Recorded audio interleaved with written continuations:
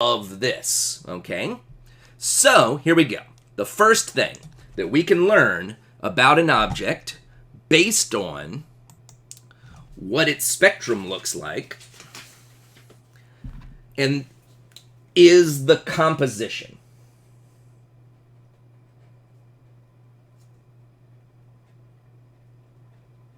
The composition. And I'm going to ask you guys real quick right now, what do I mean? If I say the composition of an object, what am I trying to say? What does that mean? What does composition mean? What am I saying that I can learn about the object?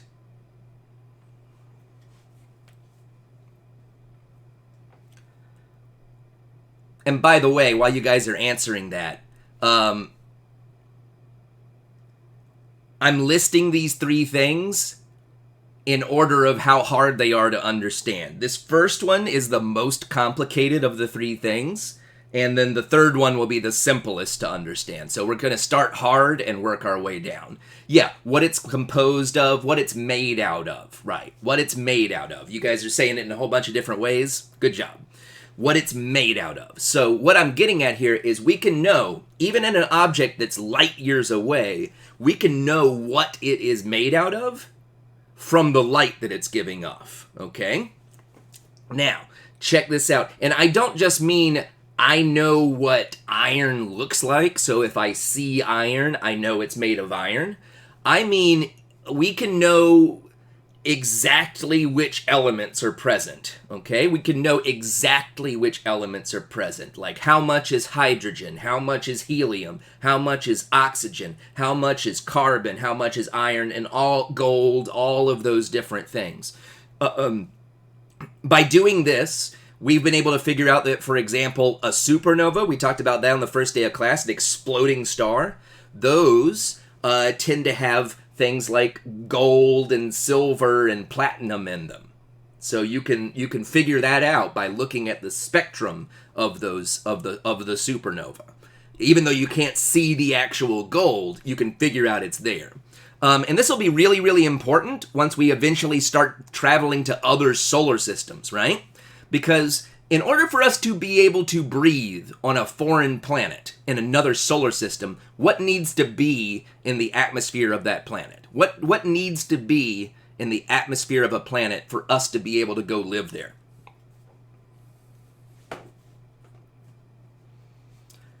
Oxygen, right? Yeah, oxygen needs to be there. That's correct. Good job. And water would be nice too, right? Yeah, so there's a lot of substances that humans need in order to live. And here's the thing. Planets are super far away. They take forever to get to. So would you want to get to the planet and then find out it doesn't have oxygen and water? No. You'd want to know ahead of time. And it turns out that we can use the spectrum to do that. We can know whether a planet's going to have livable conditions before we ever get there. We can know it from Earth once we get better at this, right? So, here we go. Let's talk about this. How can we figure out what an object's made out of? How can we figure out that composition? It's a little bit complicated, so we can't talk about it directly. Let's work our way up to it, okay? So, I'm kind of getting here that we can tell all of the elements that are in a substance, right? We can tell what all of the elements are. So we need to understand what elements are, okay? Does anybody know what the building block of all of the elements is? What's the building block of all of the elements of basic matter? Atoms, right? It's the atom. So let's talk about atoms for a second. We'll come back to spectrums. But to understand composition, let's talk about atoms really quick. And for most of you, this will be kind of a review. And if it's not, then that's okay too. I'm going to start super simple. Atoms. They're made of smaller kinds of particles, right? Atoms are made of smaller kinds of particles, specifically 3 kinds of particles. What are the 3 things that atoms are made out of? What are the 3 things? Give me at least one of them. 3 smaller particles that are inside the atom. Yeah, we gotta go just a tiny bit of chemistry real quick. Protons, neutrons, and electrons. Yes, protons, neutrons, and electrons. Trust me, not my favorite thing to talk about either, but we'll get through it. So, basically, you can think of an atom as like a tiny, tiny little solar system, right? A tiny little, it's kind of like a tiny little solar system, like metaphorically, right? In the very, very, very, very center, you've got a nucleus, and that acts like the sun, okay? And then you got little particles orbiting around it, kind of like little planets. Now, here's my question. What kind of particles are in the nucleus? Which ones are in the nucleus? It's 2 of them. Which ones are in that nucleus? Give me at least one of them.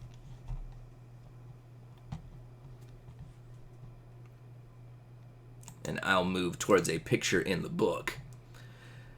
Protons, good, and neutrons, okay? So if you think of an atom kind of like a little miniature solar system, deep down in the middle, you've got your nucleus, and that's made out of protons and neutrons, okay? It's just like a little ball of protons and neutrons stuck together, and that acts kind of like a little sun in the middle.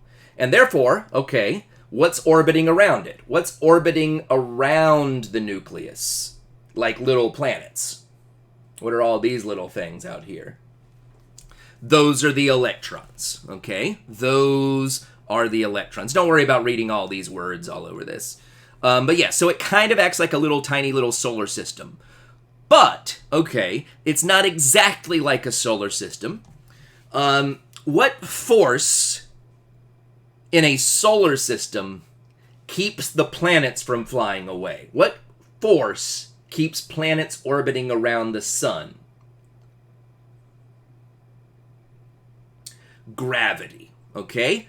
Gravity. Here's the next question. Is gravity what keeps these electrons orbiting around the nucleus? Is gravity why these things orbit? No. So one way that the atom is different than a solar system is that gravity is not what keeps the electrons orbiting. And the reason for it is because of what Newton said about gravity. Let me remind you. Remember, not everything has the same amount of gravity. It's the mass that determines how much gravity something has. Okay, so the sun has an extremely high amount of gravity because it's very, very massive. It's enough to hold planets in orbit. Does this nucleus have a lot of gravity?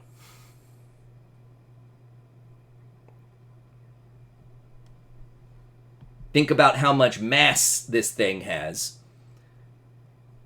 No, right? So this nucleus here, remember these are microscopic. Over here it says 10 million atoms could fit across this dot right here. So this nucleus has such a tiny, tiny little mass that it has almost no gravity. So gravity is important for solar systems, but gravity is not important for atoms. So we have to figure out what other force is doing this. And here's my next question. How many forces are there in the universe? How many different kinds of force exist in the universe? If you were to take a guess, I don't need an exact number. Is it a lot? Is it a little bit? Is it just a few of them?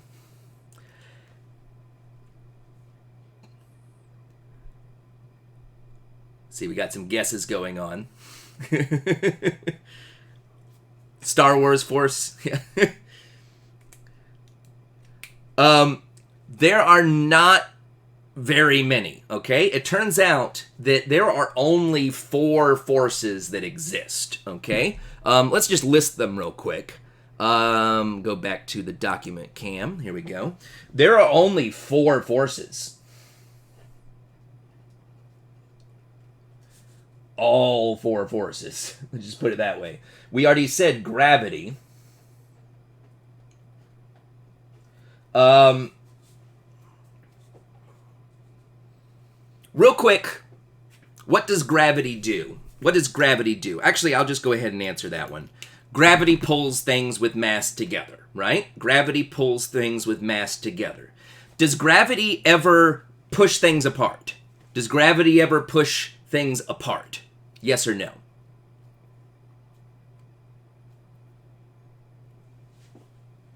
Does gravity push things apart ever?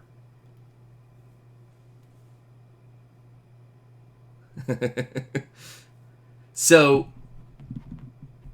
nobody wants to guess on that one. No. Okay, good. Somebody did guess. No, that is correct. Gravity only ever attracts things, okay? And also, I'll go ahead and tell you this. Gravity is considered a long-range force, okay? Gravity is a long-range force, meaning that you can feel it from a very far distance away. Although, even this would be considered long-range for a force, right? So, if you can feel it more than a microscopic distance away, it's long range, okay? Now, does anybody happen to know what force is keeping an electron attracted to the nucleus? Does anybody know what that force is called? I'm getting a little bit of a freeze here, so if anybody guesses it by the time I've rebooted this stupid thing. Oh, actually, somebody got it. Good job. It's called the electromagnetic force. Good job. Good job. So the second force, the one that's actually important in the atom, is called the electromagnetic force.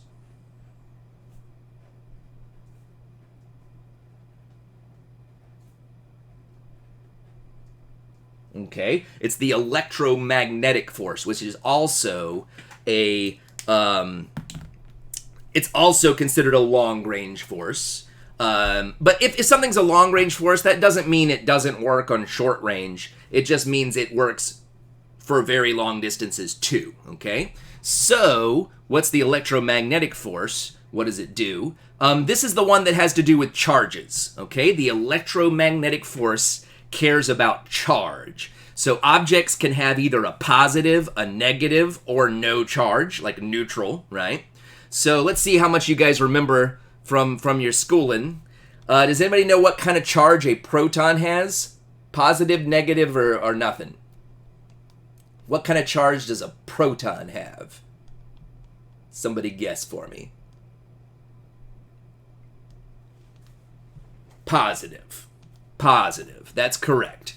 Positive. So all of these little red protons here, those are all positives. Okay. How about neutrons? What kind of charge does a neutron have?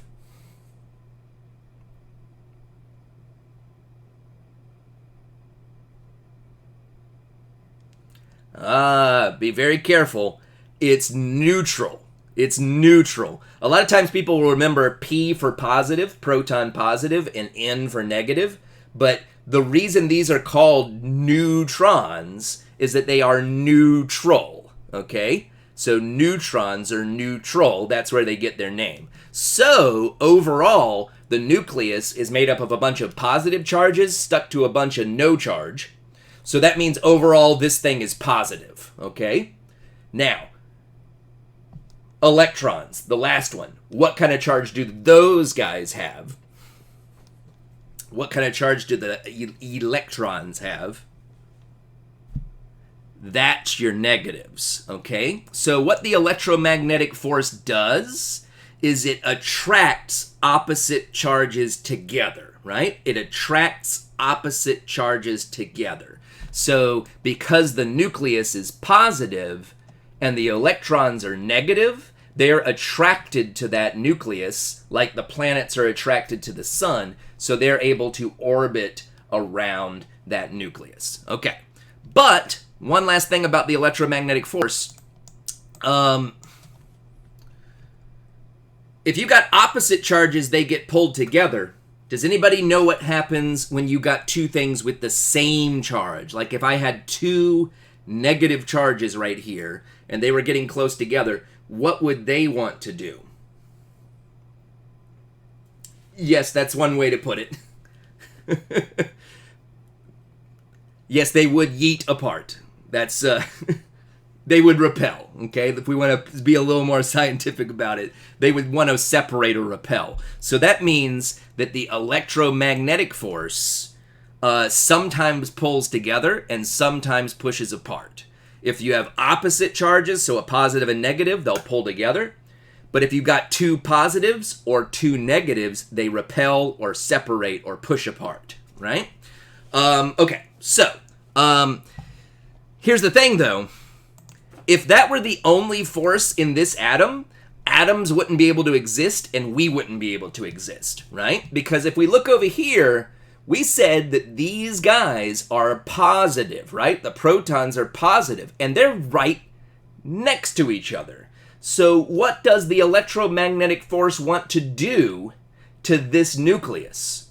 If you got all of these positive charges right next to each other, what does the electromagnetic force want to do to this nucleus right here? So what happens when you got two positives close to each other? Give you guys a chance. They want to separate. If the electromagnetic force had its way, this nucleus would explode. And do all nuclei explode? Are all of your nuclei exploding right now? Hopefully not. Hopefully not. And that tells us there must be some other force that holds protons and neutrons together. Otherwise, this would explode because of the electromagnetic force. So that's going to be our third force, the force that holds protons and neutrons together. Here's a question. This new force, this third force, is it stronger or weaker than the electromagnetic force? Is it stronger or weaker than the electromagnetic force?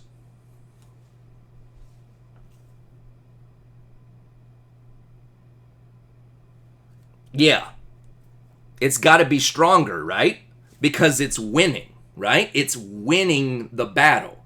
The electromagnetic force wants this thing to explode. The other force that we haven't named yet wants to hold it together. So it's being held together, so that means it must be winning, right? Now, what is the name of that force? What do we call that stronger force? It's called the strong force. It's called the strong force. Yes. Whoever named it, not super creative, but hey, it says right there in the name exactly what it is. The strong force. And so what does the strong force do? It holds protons and neutrons together.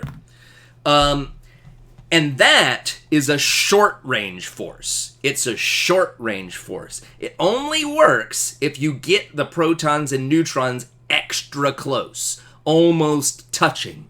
And at that point, the strong force will stick them like glue, okay?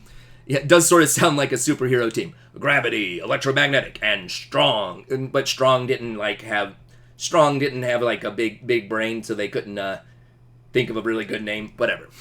So yeah. If we go back to our atom one last time, normally, if you got protons that are far apart, the electromagnetic force wants them to fly apart. And if you get them closer, they really want to fly apart even harder. And if you get them even closer, they really want to fly apart. They're like, this guy, I hate him so, I hate the other proton. But if you get them to touch, they're like, it's okay. He wasn't as bad as I thought. If you get them right on each other, the strong force will make them stick. So, and without that, we wouldn't be able to have atoms, right? But that also means if you were to go in here and just kind of barely force these apart, like if you were to stick your finger in here and just spread those protons a little bit, the strong force wouldn't work anymore. And what would happen to this atom? What would happen to this nucleus if you spread these things just enough that the strong force didn't work anymore? What would happen?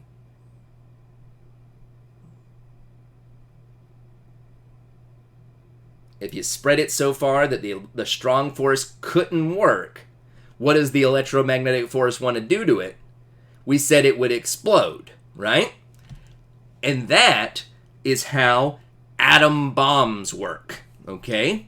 That's the principle behind an atom bomb. In an atom bomb, they frequently talk about splitting atoms. What they really mean is that they've shot the nucleus of an atom just hard enough to get the atom to split a little bit, to spread these guys out a little bit. And then the electromagnetic force says, finally, I hated the strong force. I hate this nucleus. And it will just repel the nucleus apart. But then all of the little particles that come out of that nucleus can hit other atoms' nuclei and cause them to split too. And so you end up with this chain reaction of exploding atoms as they split their nuclei. So atom bombs. All right. Now, I said there were 4 forces, so let's just complete the set. The last force we're really not going to talk about much in this class. So let me just finish it on there. Does anybody happen to know what the last force is called? Any of you guys know? I don't really expect anybody to know. I'll just pop it up there. It's called the weak force. It's called the weak force.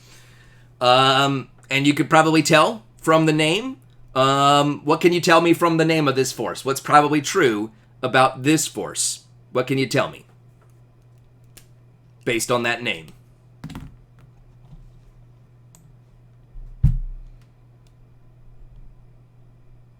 It's weak. It's weak. It's the weakest of the forces. So, what does it do? We're not going to really go into what the weak force does, but I'll tell you the most basic way to say it is, if you've ever heard of radioactivity like radioactive uranium, radioactive materials break down naturally over time. The weak force is what does that. So the weak force is what governs radioactivity, okay? So that's the 4 forces. That's atoms.